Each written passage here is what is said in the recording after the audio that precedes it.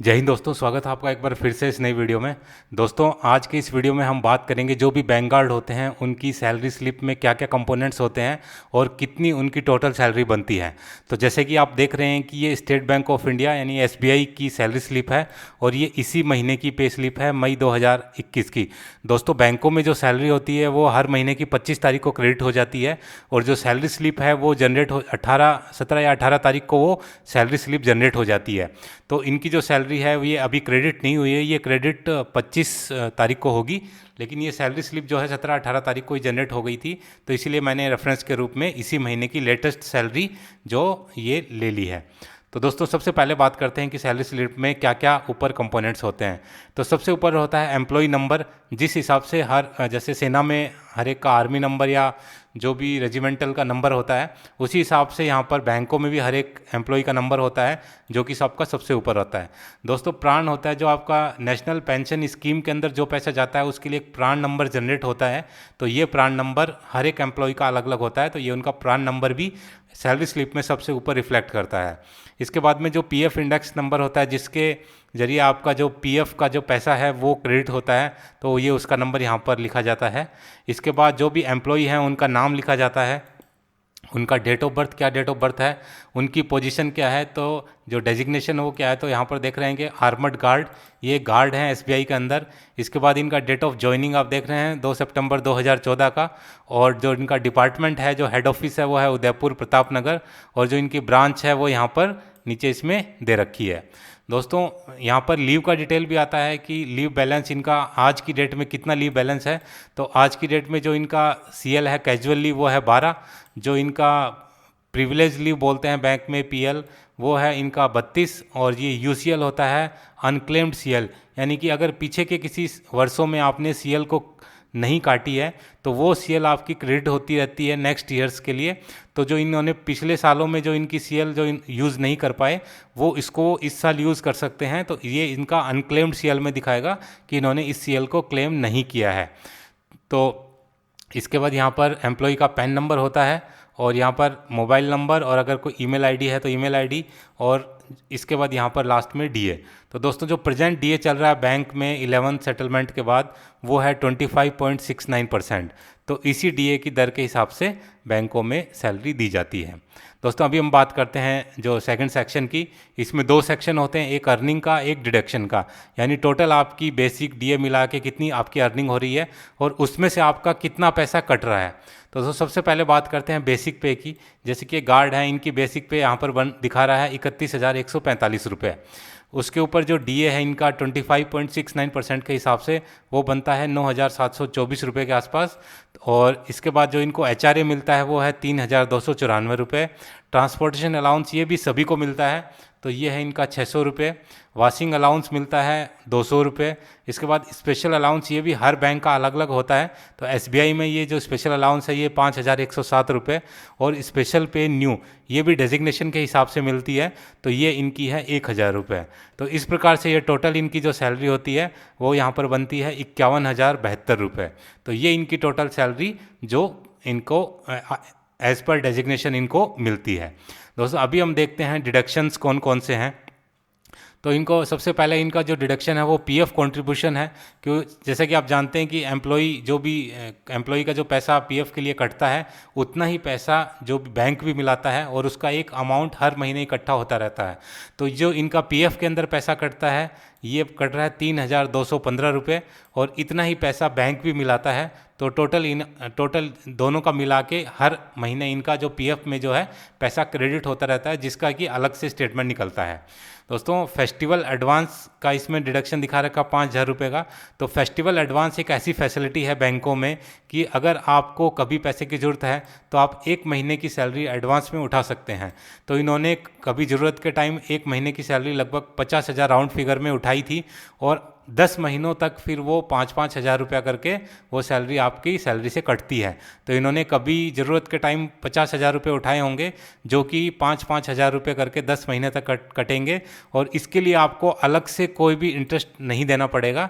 इसलिए आपको जो फेस्टिवल एडवांस मिलता है ये 0 इंटरेस्ट पे मिलता है, इसके लिए आपको कोई भी पैसा अलग से नहीं देना पड़ेगा।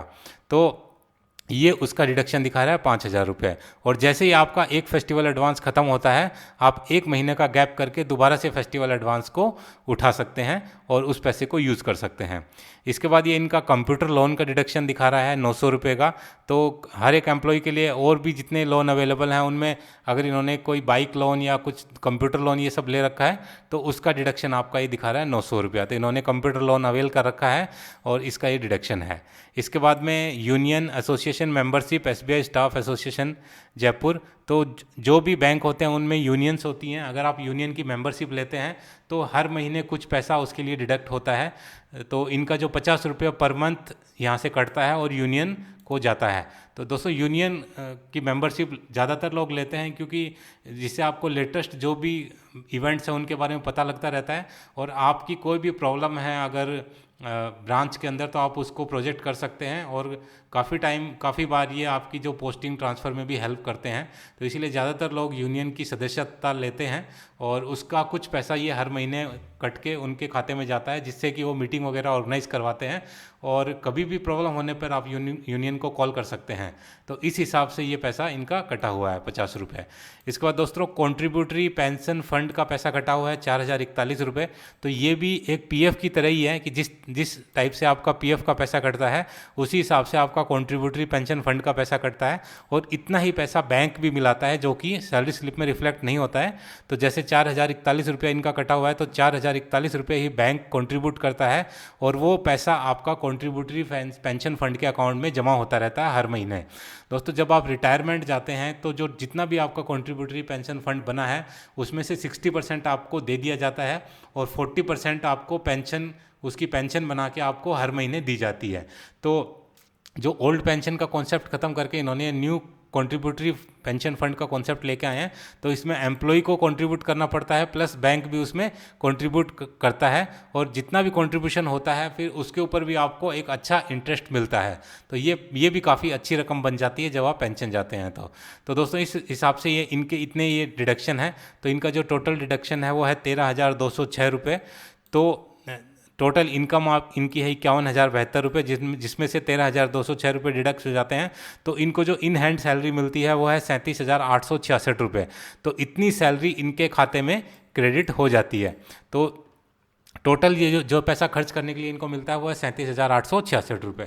दोस्तों अब इसके बाद जो इनका नेक्स्ट इंक्रीमेंट डेट है वो है 2 सितंबर 2022। तो जो भी डेजिग्नेशन के हिसाब से या जो भी अपनी पोस्ट के हिसाब से अपनी हाईएस्ट सैलरी पर पहुंच जाता है तो उसको फिर हर साल इंक्रीमेंट नहीं मिलता है, उनको 2 साल बाद इंक्रीमेंट मिलता है। तो जैसे ये गार्ड की जो हाईएस्ट सैलरी पे ये पहुंच चुके हैं तो अभी इनको हर साल इंक्रीमेंट ना मिलके 2 साल के बाद इंक्रीमेंट मिलेगा। तो वो जो इनका नेक्स्ट इंक्रीमेंट डेट यहाँ पर दिखाता है तो इसके बाद इनका जो इंक्रीमेंट इस डेट को इनका इंक्रीमेंट लग जाएगा। इसके बाद दोस्तों नीचे टैक्स की समरी रहती है कि टोटल आपकी जो सैलरी है वो कितनी बन रही है। उसके बाद में आपका जो एनपीएस में कंट्रीब्यूशन वो कितना है। तो यहाँ पर आप देख रहे हैं लगभग 50,000 के आसपास है और इतना ही अगर बैंक कंट्रीब्यूट करेगा तो हर साल आपका 1 लाख रुपया लगभग आपका एनपीएस में जाएगा। इसके बाद में एग्जम्पशन है अंडर सेक्शन 10 इतने रुपये का, बैलेंस बचा इतना। इसमें से स्टैंडर्ड डिडक्शन है 50,000 रुपये और एग्रीगेट डिडक्शन है 50,000 रुपये। तो इनकम जो आपकी इनकम बन रही है वो 6,05,590 रुपये बन रही है टोटल इनकम।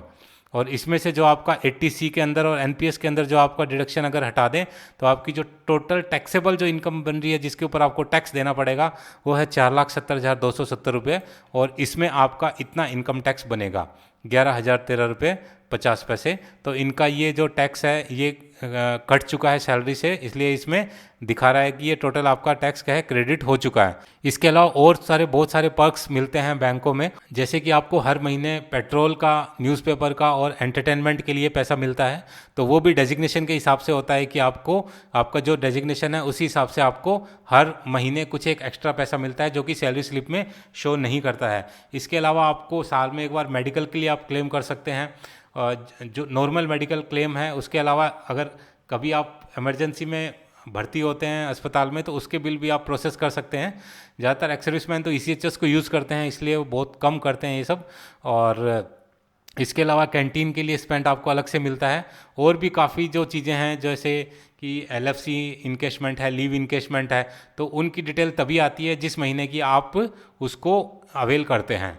तो दोस्तों ये सारा थे सैलरी के कंपोनेंट। उम्मीद है कि ये सारा वीडियो आपको समझ में आया होगा और पसंद आया होगा। दोस्तों आगे भी मैं इसी प्रकार से सैनिकों से जुड़ी और उनके जॉब से जुड़ी वीडियोस को लाता रहूँगा। तो जो भी सैनिक 10th पास, 12th पास, ग्रेजुएट या पोस्ट ग्रेजुएट हैं, उनके अकॉर्डिंग मैं उनके लिए जो जो जॉब अपॉर्चुनिटीज़ हैं या उनके बच्चों के लिए जो जो जॉब अपॉर्चुनिटीज़ हैं या उनसे जुड़ी जो भी वेलफेयर की न्यूज़ हैं वो मैं आपको बताता रहूँगा। इसलिए बने रहे मेरे साथ। अगर वीडियो आपको पसंद आए तो लाइक, शेयर एंड सब्सक्राइब करना ना भूलें। वीडियो में बने रहने के लिए आप सभी का धन्यवाद। आपका दिन शुभ हो। जय हिंद, जय भारत।